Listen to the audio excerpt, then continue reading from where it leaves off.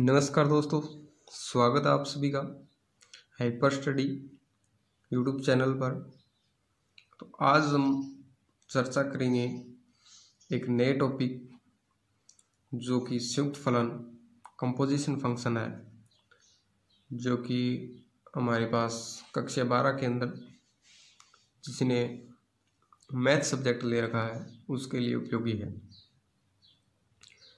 तो आज से हम कक्षा 12 की सीरीज़ शुरू करने जा रहे हैं। सबसे पहले हम फंक्शन के बारे में पढ़ेंगे, जो कि आपके लिए बहुत ही उपयोगी है दोस्तों। आप फंक्शन को कक्षा 12 में, कक्षा 11 में भी पढ़े होंगे। पहले कक्षा 12 में उसका कुछ मॉडर्न रूप आया जिसे हम संयुक्त फलन कहते हैं, और आगे भी आप हायर मैथमेटिक्स के अंदर पढ़ोगे तो इन प्रकार के फंक्शनों का आपके दिमाग में या आपकी समझ विकसित होनी चाहिए, यानी आपका कॉन्सेप्ट क्लियर होना चाहिए। तभी आप आगे उन एग्जाम्पलों को या आगे जो कक्षाओं में पढ़ोगे उनमें आप सही तरह से समझ विकसित कर पाओगे उसके बारे में। तो उसी के समझ विकसित करने के प्रयास मैं कर रहा हूँ कि आपको कुछ नॉलेज प्राप्त हो जाए। तो आज हम सबसे पहले देखेंगे कि संयुक्त फलन। तो फलन आपने कक्षा 11 में भी पढ़ा होगा। अब इसमें संयुक्त शब्द लगा दिया, मतलब कुछ फलन है हमारे पास, 2 या 3 कोई भी फलन है, इनको हम अगर एक संयुक्त रूप में लिखना चाहें तो वो हम किस प्रकार लिखते हैं।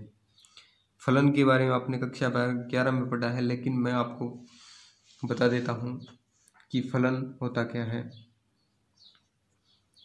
फलन दोस्तों पढ़ने से पहले हमें क्या पढ़ना चाहिए कि हमें ज्ञान होना चाहिए कि समुच्चय क्या होता है। समुच्चय क्या होता है इसके बारे में भी आप कक्षा 11 में पढ़ चुके हैं। समुच्चय होता है वस्तुओं का सुपरिभाषित संग्रह, वेल डिफाइंड सेट, सुपरिभाषित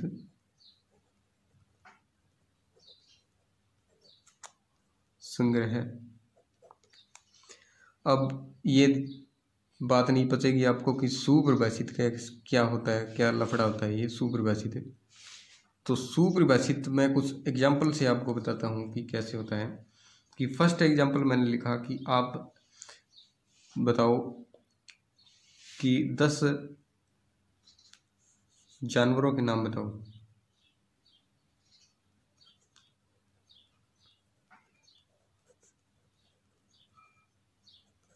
दस जानवरों के नाम जो बहुत डरावने हैं। ठीक है। दूसरा मैंने कह दिया कि 1 से संख्या 1 से 10 तक एक लिखो। तीसरा मैंने कह दिया कि सबसे शक्तिशाली जानवर कौन सा है। ठीक है। और चौथा मैंने कह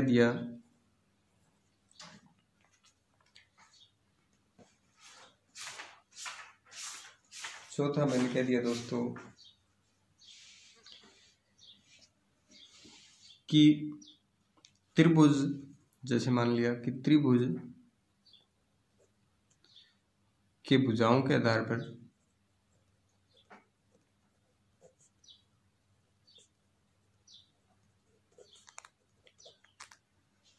किस प्रकार बांटते हैं, कितने प्रकार होते हैं, आधार पर कितने प्रकार के होते हैं। अब आपको ये अजीब लग रहे होंगे एग्जाम्पल, लेकिन सुपरिभाषित संग्रह समझने के लिए आपको ये एग्जाम्पल काफ़ी है। तो पहले वाले एग्जाम्पल के लिए बताओ कि 10 जानवरों के नाम जो बहुत डरावने हैं। अब मेरे को जानवर डरावने कुछ और लगेंगे। अगर आप ये वीडियो देख रहे हैं तो आप कितनी उम्र के हैं इसके बारे में आपको, यानी छोटा बच्चा है जो कि लगभग 5 से 6 साल का है वो बिल्ली या कुत्ते इनसे डरेगा, और ज़्यादा उम्र का व्यक्ति है वो बिल्ली कुत्ते से नहीं डरता, यानी उसको जानवर डरावने नहीं लगते, वो शेर या अन्य कोई जानवर है उनसे डरेगा। तो यानी जो व्यक्ति जिस एज में है या जिस प्रकार की उसकी मेंटलिटी पावर है, जिस प्रकार उसके सोचने की क्षमता है, उसी प्रकार वह उसके नाम बताएगा। यानी मैं कुछ और नाम लिखूंगा, आप कुछ और नाम लिखोगे, तो ये तो क्या यूनिक हो पाया? ये यूनिक नहीं है ना, प्रत्येक व्यक्ति के लिए भिन्न भिन्न है। अब देखो कि सेकंड एग्जांपल, संख्या 1 से 10 तक लिखो। तब सभी व्यक्ति जिनको संख्याओं का ज्ञान है वो 1 से 10 तक 1 2 3 4 5 6 7 8 9 और 10 इस प्रकार लिखेगा। मैं भी वही संख्या लिखूंगा, आप भी वही संख्या लिखेंगे, यानी ये क्या हो गया? यूनिक हो गया। अब नेक्स्ट एग्जांपल, सबसे शक्तिशाली जानवर। अब वही बात, सबसे शक्तिशाली जानवर का मतलब है कि अगर छोटा बच्चा है उसको तो छोटा सा जानवर जैसे बिल्ली है, कुत्ता है, वो भी शक्तिशाली लगता है। अगर व्यक्ति बड़ा है और उसको शक्तिशाली जानवर जैसे हाथी है और है घोड़ा है वो लगेगा, तो उसके प्रत्येक व्यक्ति के नज़रिए से उसका अलग अलग आंसर मिलेगा। अगर नेक्स्ट एग्जांपल देखते हैं कि त्रिभुजों की भुजाओं के आधार पर कितने प्रकार के होते हैं। अगर आपको त्रिभुजों का ज्ञान है तो आप बताएंगे कि त्रिभुजों की भुजाओं के आधार पर हम 3 प्रकार के समबाहु, विषमबाहु और समद्विबाहु इस प्रकार से रिप्रेजेंट कर सकते हैं। तो यानी ये 2 एग्जाम्पल है वो यूनिक है, और ये 2 एग्जाम्पल है वो प्रत्येक व्यक्ति के लिए भिन्न भिन्न है। तो इन जो सेकंड और फोर्थ है उन एग्जाम्पलों को हम क्या कहेंगे? सुपरिभाषित संग्रह, यानी इसका संग्रह करेंगे हम 1 2 3 4 5 10 वो सभी लोग उसी प्रकार से संग्रह करेंगे जिस प्रकार से अन्य लोग करते हैं। इसी प्रकार त्रिभुजों को भुजाओं के आधार पर सभी लोग उतने ही प्रकार बताएंगे जितने प्रकार अन्य लोग बताते हैं। लेकिन इन दोनों एग्जाम्पल यानी 1 और 3 के अंदर प्रत्येक व्यक्ति का नजरिए के आधार पर भिन्न भिन्न प्रकार का संग्रह हो सकता है। तो इन फर्स्ट और सेकंड हमारे पास फर्स्ट और थर्ड है वो हमारे पास सुपरिभाषित नहीं है।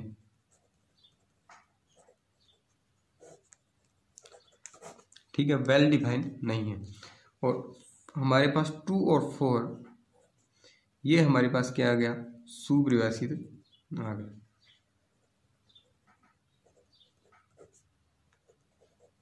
ठीक है, तो समुच्चय क्या होता है? वस्तुओं का सुपरिभाषित संग्रह। तो समुच्चय की हम डेफिनेशन देनी चाहें, समुच्चय वस्तुओं का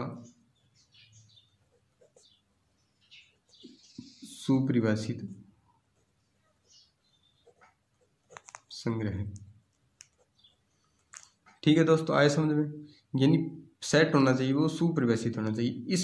इनका भी एक संग्रह ही होगा, लेकिन उन संग्रह को हम समुच्चय नहीं कह सकते क्योंकि वो क्या नहीं है? सुपरिभाषित नहीं। इतना नॉलेज आप कक्षा 11 में पढ़ चुके हैं। इसके बाद में हम आते हैं संबंध के बारे में डिस्कस करेंगे। समुच्चय के बारे में आगे, समुच्चय कई प्रकार होते हैं जैसे नल समुच्चय यानी रिक्त समुच्चय, पूर्ण समुच्चय। हम समुच्चय के अलग अलग प्रकार से भी लिखते हैं, जैसे n को हम प्राकृत समुच्चय कहते हैं और z को हम पूर्णांक संख्या कहते हैं, पूर्णांकों का समुच्चय इस प्रकार लिखते हैं। और w को हम पूर्ण संख्या कहते हैं, पूर्ण संख्या जो कि 0 से 9 तक होती है। इस प्रकार अनेक सेट रिप्रेजेंट किए जा सकते हैं। तो अब हम बात करेंगे दोस्तों संबंध के बारे में। संबंध क्या होता है? एक प्रकार का क्रमिक समुच्चय, यानी उसमें एक ये सेट हो गया कोई और एक ये सेट हो गया, इनका आपस में क्या होता है? कोई संबंध होता है, जिसे हम a क्रॉस b से भी लिख सकते हैं। ये a कोई समुच्चय ये है, b है, तो इन a क्रॉस b से लिख सकते हैं। इसको हम क्या बोलते हैं? संबंध बोलते हैं। संबंध का मतलब होता है कि भी एक समुच्चय से कोई भी अवयव, एक का कोई भी अवयव दूसरे के किसी न किसी अवयव से संबंधित होना चाहिए। ठीक है, इसको हम क्या कह लेंगे? समुच्चय कह देंगे। जैसे मैंने कोई सेट लिया ए बी सी, ये बी सेट ले लिया, सी डी एफ, ए का सी से संबंध, बी का डी से और सी का एफ से। यानी हम इसको समुच्चय कब कहेंगे, जब क्या हो कि समुच्चय ए से समुच्चय बी में एक रिलेशन हमारे पास डिफाइन हो जाए। रिलेशन का मतलब क्या है, जिसमें समुच्चय ए का प्रत्येक अवयव बी के किसी न किसी अवयव से संबंधित होना चाहिए। यानी ए है वो सी से संबंधित है, बी है वो डी से संबंधित है, सी है वो एफ से संबंधित है। तो ये एक प्रकार का क्या है, संबंध है। यानी यहाँ कोई भी सेट बकाया नहीं रहना चाहिए। यहाँ अगर डी रह गया तो उसका संबंध नहीं है किसी के साथ, तो वो क्या कहलाएगा, वो संबंध नहीं कहलाएगा। ठीक है, तो इसके बारे में भी आप कक्षा 11 में पढ़ चुके हैं। अब हम क्या देख रहे थे, हम देख रहे थे कि फलन, संयुक्त फलन यानी फलनों का समुच्चय। तो फलनों का समुच्चय पढ़ने से पहले हमने फलन से पहले क्या पढ़ा, समुच्चय पढ़ा। समुच्चय के बाद में हमने संबंध देखा, संबंध के बाद में आपने पढ़ा था फलन। अब फलन क्या होता है, फलन भी एक प्रकार का क्या होता है, समुच्चय संबंध होता है, सॉरी फलन भी एक प्रकार का क्या होता है, संबंध होता है। लेकिन वह किस प्रकार का संबंध होता है वो देखिए कि जैसे ए और बी ले लिया, ए और बी, यहाँ एक्स वाई जेड, यहाँ पर पी क्यू आर ये ले लिया, तो यह भी एक प्रकार का क्या होगा, संबंध टाइप हो गया। यानी प्रत्येक अवयव का दूसरे एलिमेंट जो बी का हमने सेट लिया है उसके से क्या होना चाहिए, संबंधित होना चाहिए। लेकिन संबंध में कोई बाउंडेड नहीं होता कि ए सी से संबंधित है तो ए डी से संबंधित नहीं हो सकता। यहाँ इस प्रकार भी हो सकता था कि ये मैंने सेट लिया एक, ये मैंने सेट लिया और यहाँ ए बी सी, यहाँ सी डी एफ, तो ए डी से संबंधित है, बी भी डी से संबंधित है, सी का सी से संबंध हो सकता है, सी का एफ से भी संबंध हो सकता है। यानी खुद का खुद से, और यानी किसी दो एक एलिमेंट का बी के किसी दो एलिमेंट से भी संबंध हो सकता है। ये उसमें कोई बाउंडेड नहीं था संबंध में। लेकिन फलन में क्या होता है कि प्रत्येक अवयव का एक अद्वितीय क्या होता है, संबंध होता है। यानी प्रत्येक अवयव का हम प्रतिबिंब निकालें तो वो क्या होना चाहिए, अद्वितीय होना चाहिए। इसको हम बोलेंगे प्रतिबिंब। यहाँ अगर f से कोई संबंध है तो f x equal to p आएगा। यानी x का प्रतिबिंब क्या है, p। यानी प्रत्येक अवयव किसका, a का, a जो सेट लिया है उसका प्रत्येक अवयव का प्रतिबिंब क्या होना चाहिए, यूनिक होना चाहिए। यानी दो अवयव नहीं, यानी x का p के साथ अगर हम रिलेशन बना दें तो ये इसको हम क्या नहीं कहेंगे, इसको फलन नहीं कहेंगे हम, क्योंकि x का क्या है, किससे हो गया, p से भी हो गया, x का q से भी हो गया, जो कि संबंध तो है लेकिन क्या नहीं है, फलन नहीं है। क्योंकि इस x का यूनिक प्रतिबिंब नहीं है। क्योंकि एफ एक्स इक्वल टू हम p भी लिख सकते हैं और f x equal to q भी लिख सकते हैं, जो कि p इक्वल टू क्यू होगा तभी पॉसिबल होगा। तो यहाँ फलन का कहने का तात्पर्य ये होगा कि यानी प्रत्येक अवयव ए का जो प्रत्येक अवयव है उसका प्रतिबिंब क्या होना चाहिए, यूनिक होना चाहिए। आइए कुछ एग्जांपल देखते हैं उसके। जैसे मैंने 2 का 1, 2 का 3, 1 2 इस प्रकार कर दिया, ये ए नंबर हो गया, ये बी दूसरा, 2 का 2, 3 का 3, 1 का 1, ये मैंने दो सेट ले लिए। अब आप बताइए कि ये क्या है, एक समुच्चय है। क्योंकि हम क्रमिक युग्म में किस प्रकार लिखते हैं, क्रमिक युग्म हमने देखा था कि संबंध को हम क्रमिक युग्म में लिख सकते हैं। और क्रमिक युग्म में सेट लिखना हो, यानी क्रमिक युग्म में ए हमारे पास क्या है, ए बी सी है, और बी हमारे पास क्या है, ई एफ और जी आ जाए, तो हम ए क्रॉस बी में एक संबंध होगा। और संबंध को किस प्रकार लिखेंगे, ए बी ए ई इस प्रकार लिखेंगे, बी एफ इस प्रकार, और सी जी इस प्रकार। यानी क्रमिक युग्म में लिखना पड़ेगा। क्रमिक युग्म आप पहले पढ़ भी चुके होंगे, अगर नहीं पढ़ा है तो आप कमेंट बॉक्स में बता दीजिएगा, आपको और डिटेल से बता देंगे क्रमिक युग्म क्या होता है। तो ये क्या है, हमारे पास एक संबंध हो गया। अब संबंधी क्या होता है, फलन होता है। ये तो मैंने पहले भी बता दिया। अब मैं पूछना चाहता हूँ कि यहाँ ए और बी में से कौन सा फलन है और कौन सा फलन नहीं। तो इसके लिए हम सिंपली इसको क्या कर लेते हैं, इस फॉर्म को हम इस प्रकार भी कन्वर्ट कर सकते हैं। तो इस प्रकार हम कन्वर्ट करके देखेंगे जिससे कि आपको और ज़्यादा क्लियर हो जाए। तो इसको मैं इस प्रकार लिख दिया कि एक सेट बना लिया ये ए और एक बी बना लिया और इसमें एक फलन एफ डिफाइन कर दिया। यहाँ पर देखो 2 और 1 है, इसको हम प्रांत कहेंगे, इसको हम 6 प्रांत करेंगे और जिसका संबंध है उसको हम परिसर कहेंगे। वो मैं बता दूंगा बाद में, एक बार टेंशन लेने की जरूरत नहीं है आपको। कि यहाँ पर देखो कि 1 और 2 है, हमारे पास प्रांत में क्या है 1 2 और 2 है, यानी 3 तो नहीं है 1 2। और 6 प्रांत हमारे पास क्या है 2 है 3 है और यहाँ पर 1 है। तो इसको हम ऐसे 1 2 और 3 लिख सकते हैं।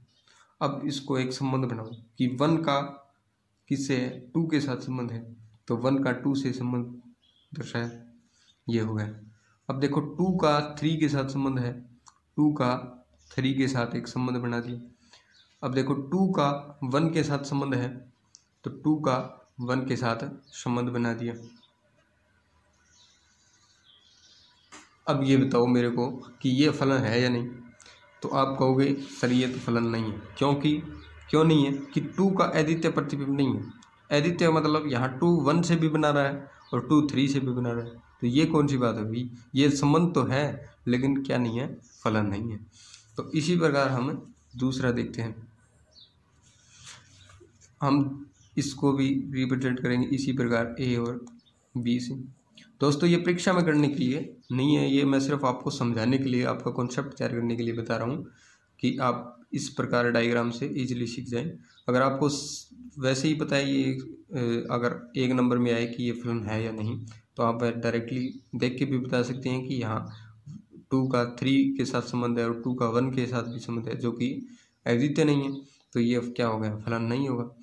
तो उसी प्रकार हम यहाँ देखेंगे कि यहाँ प्रांत क्या है अपने पास 1 2 और 3 आ गया, तो यहाँ 1 2 3 लिख देंगे। और यहाँ पर परिसर क्या है 1 2 और 3 तीनों भी है, इसमें 1 2 और 3 तीनों लिखेंगे। अब देखेंगे किसका किसके साथ रिलेशन है, 1 का 1 के साथ, 1 का 1 के साथ, 2 का 2 के साथ, 2 का 2 के साथ। अब 3 का 3 के साथ करेंगे, 3 का 3 के साथ, यहाँ एक एफ फलन परिभाषित हो गया अपने को। अब यहाँ देखो कि यहाँ अद्वितीय है या नहीं, यहाँ 1 का 1 के साथ है, सही है, 1 का और किसी के साथ है नहीं है। तो 2 का किसके साथ है, 2 का और किसी के साथ है नहीं। 3 का किसके साथ है, 3 का 3 के साथ, और 3 का और किसी के साथ नहीं है ना, तो यहाँ ये क्या कहलाएगा, एक फलन कहलाएगा। दोस्तों ये फलन नहीं है, ये एक संबंध है, ये फलन भी है और एक संबंध भी है, यानी प्रत्येक फलन क्या होता है, एक संबंध होता है। तो अब हम चर्चा करेंगे कि हमने फलन भी देख लिया, फलन से पहले हमने संबंध भी देखा, संबंध से पहले हमने क्या देखा, संबंध किससे बनता है, एक सेट से बनता है। तो पहले सेट की भी चर्चा कर ली कि भी सेट क्या होता है। अब हम बात करेंगे कि जो हमारा मेन टॉपिक आता है संयुक्त फलन, उसके बारे में चर्चा करेंगे।